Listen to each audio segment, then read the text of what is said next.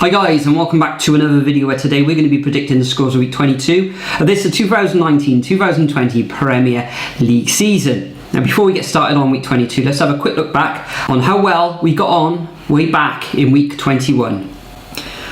So last week I had a disaster, only had 4 points with no perfect results. Yeah, I didn't do too much better. I came away with 8 points. I did have 2 perfect scores, however, which was the Man City 2-1 victory over Everton and the 2-0 victory for Liverpool at home against Sheffield United. Representing the viewers last time out was Blaze Reese. Blaze had a bit of a nightmare. He or she came away with just the 3 points, one less than you, Nathan. So overall now, Nathan, you're on 156 points. I've closed the gap slightly to 152 points, and the viewers are lagging behind now on 141 points. Top scorer of the week for week 21. It wasn't a massive score, but LFC 96 YNWA, and we know what that stands for, don't we?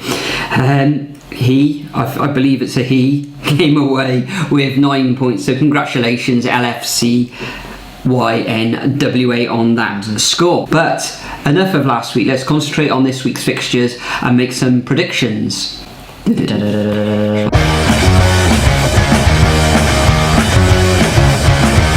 Okay, so first up we have the Friday evening kick-off between Sheffield United and West Ham. Now, how do you predict this one? West Ham destroying Bournemouth 4-0 last time around, even though Bournemouth are absolute... They are garbage. Yeah, they are in the bottom 3 now as well. So. Absolutely dreadful. Their form just shows it all, really. I think they've got the worst last 8 form in the league, or joint worst last 8 form in the league at the moment, whereas West Ham, resurgent under David Moyes once again, rinse and repeat right there from 2018 I believe it was. I can't see a score in this one at all. I just think they're going to cancel each other out and it's going to be 1-1 at the end of the day. Yeah, West Ham on that managerial bounce now. David Moyes, they had that fantastic victory over the Cherries. However, anyone would have picked points up against the Cherries last time out. In this one, difficult one to call. I know that West Ham now haven't actually drawn in the league, or the last time they actually drew was against Sheffield United all the way back on the 26th of October. So it's looking at a draw, but I think with Sheffield United losing their last 2 fixtures against Liverpool and Manchester City, they're going to be looking to pick up all 3 points, and I think they'll just do it, and I'm going to go for a home win in this one, 2-1 to the Blades. Next up, we've got the first of the fixtures on Saturday. This takes place at 12:30. I'm not sure, well, it's probably on BT Sport, being a lunchtime kickoff. Correct me if I'm wrong in that. And that's Crystal Palace against Arsenal. And Crystal Palace have got massive injury issues at the moment. Mihajlovic? He's suspended after getting that red card via very rare red card as well. Last week for that. I think it was that kick out, or somebody saying a hit, but I think it was like that kick out last time out. The referee, of course, going to blind referee. Well, he went to the monitor and he made his assessment. So kudos for that. Chelsea. Crystal Palace will miss his influence in the midfield. One of the best players. There's rumours as well that Zaha could be out of this fixture as well. Maybe Camarasa might come in. No, I think he's got a bit of an injury as well. I think apparently he's getting recalled by Betis, and he's going to either I believe Cardiff and Norwich are after him. Yeah, so that's all rumours. All rumours at the moment, and Celta Vigo are up there. So I don't think Cardiff could probably. Palace fans, pop it in the comments. What has happened to Camarasa? Really doing well last season in the Premier League, and superb he was. Absolutely superb. And since he's gone to Palace, he hasn't had a look. I don't think he's fancied there by Hodgson. But anyway, moving on with it. Player, the one is but moving on with this game, I think Zaha, he shouldn't have played last week, and there's doubts with him this week. They've got all sorts of injury problems. Like Van Aanholt is still out. They've got big injury issues. Arsenal, Arteta's doing very well at the moment. How is he getting him to play like that? He is doing well, shoring the defence as well. However, if Palace didn't have those injury issues, and I've probably gone for a Palace victory or draw. However, I am going to go for a Gunners a win in this one, and I'm going to go for a narrow 1-0 victory to Arsenal in this fixture. I agree with you. I'm actually going to go for a rare away Arsenal win here. I'm going to say 2-1 to the Gunners.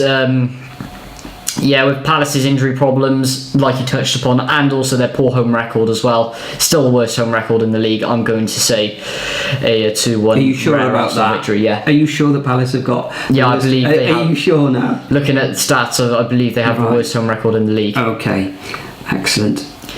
Next up, we have the 3 o'clocks. First one being Chelsea v Burnley. Now, Chelsea, who knows if they're going to win or not against any side in the league, really, but I don't know, with Burnley don't tend to do well away. They've sent Danny Drinkwater packing. Maybe he's going to drink a lot more water instead of alcohol at Aston Villa, because he's gone there, of course, since John McGinn's now out.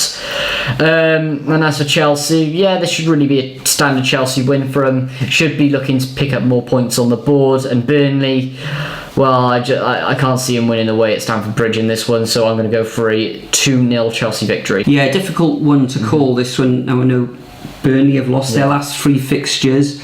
Chelsea, I know that they are 4th in the division, but their form up and down, losing to the likes of Bournemouth at home, so you can't really trust Chelsea at the moment. They've only won 1 of their last 4 fixtures at home as well, so it is a big call if you're going to be predicting Chelsea for a home victory in this one. However, Burnley, I think Ashley Barnes and Chris Wood could be out of this fixture. So, well, it's touch and go with it. They may actually feature, but it is looking likely at this moment in time that they could be out of this one. So I'm going to go for a narrow Chelsea win in this one. It's going to be close. I'm going to go for a 2-1 home victory to the Blues.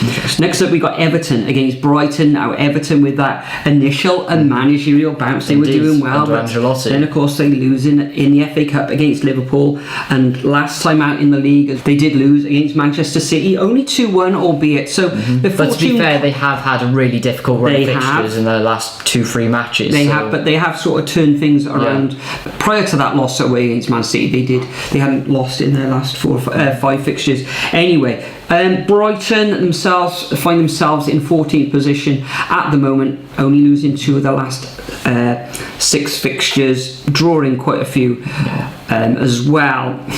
Could they get a draw in this one? It's quite possible that Seagulls could go up there, but I think that Everton are going to grind out a 1-0 victory in this one.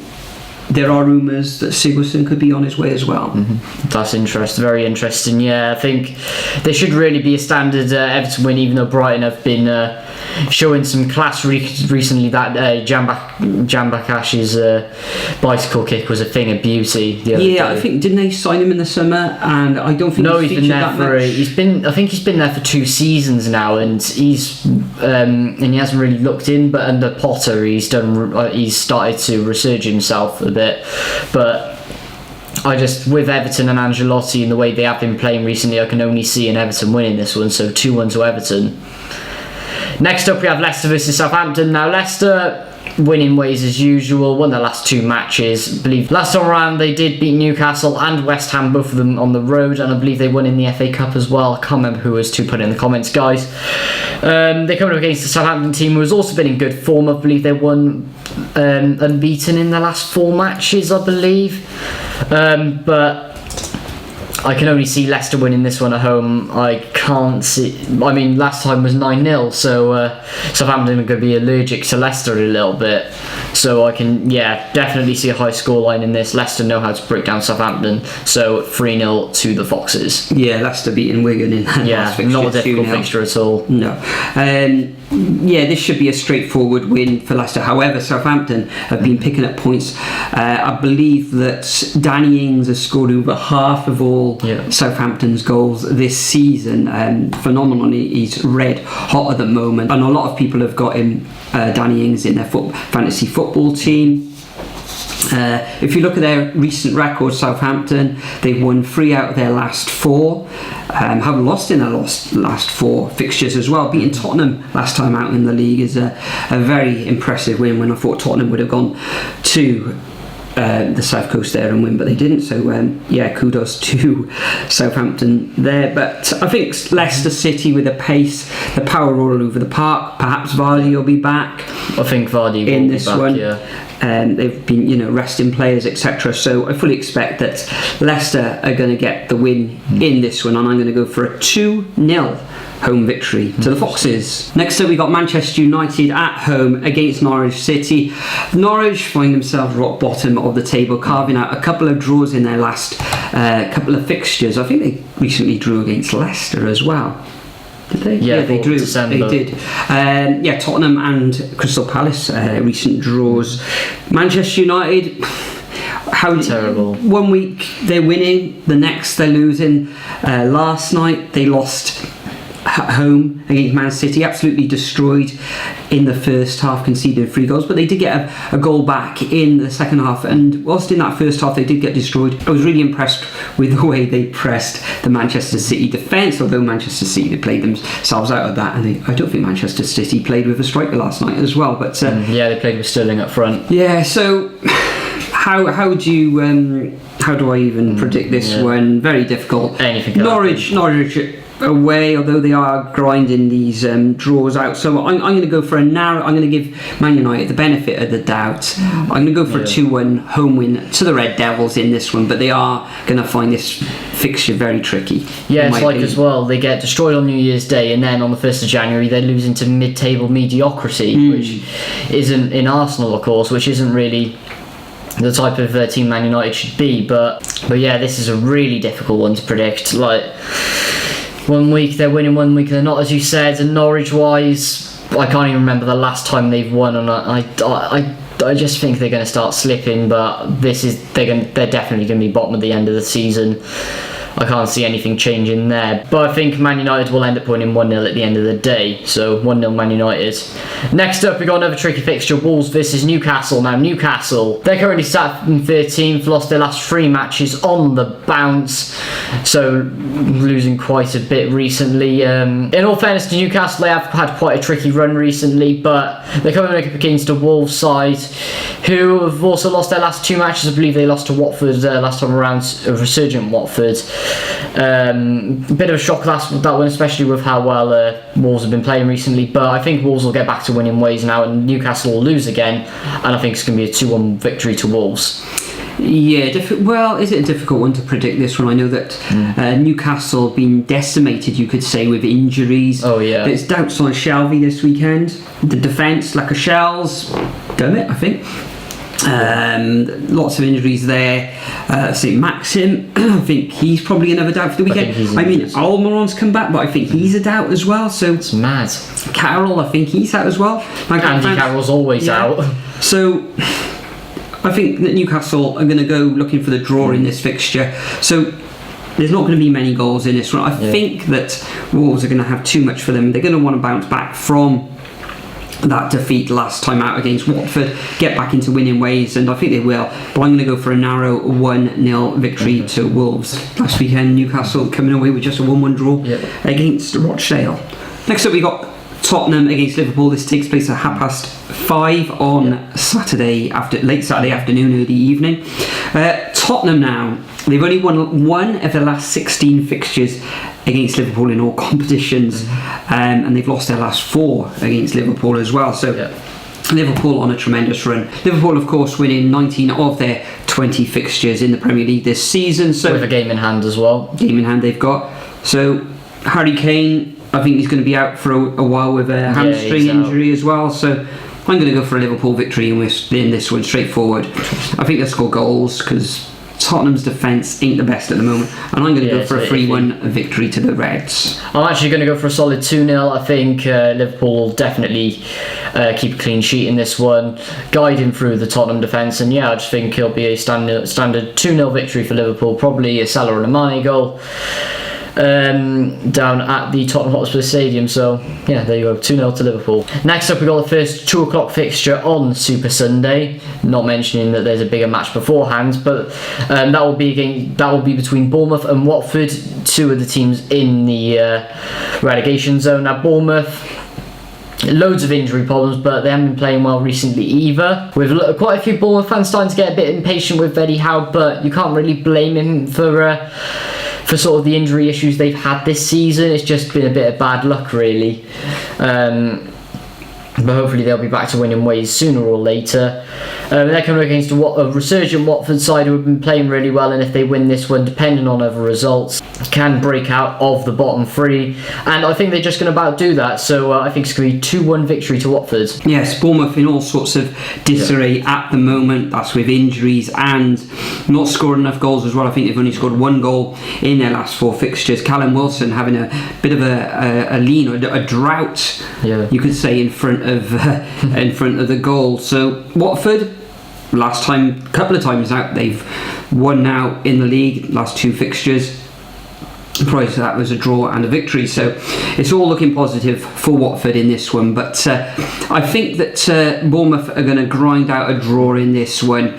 I expect a lot of people are going to be tipping Watford this weekend, but when that happens, normally something else happens. So I'm going to go for a draw in this one. I've got a gut feeling that the Cherries are going to sort of kind of shut up shop. They're at home, they need the points, so I'm going to go for a 1-1 draw in this one. The final fixture of the weekend takes place at 4:30 on Sunday afternoon. That's between Aston Villa against Manchester City. Manchester City last night, superb. Their form at the moment in the Premier League has been very good as well, winning 4 of the last 5 fixtures. Decimating Manchester United last night as well. So I can only see a win here for Manchester City. Danny Drinkwater's coming into the fray, whether he'll start or not, I don't know. He hasn't played a lot of football this season either.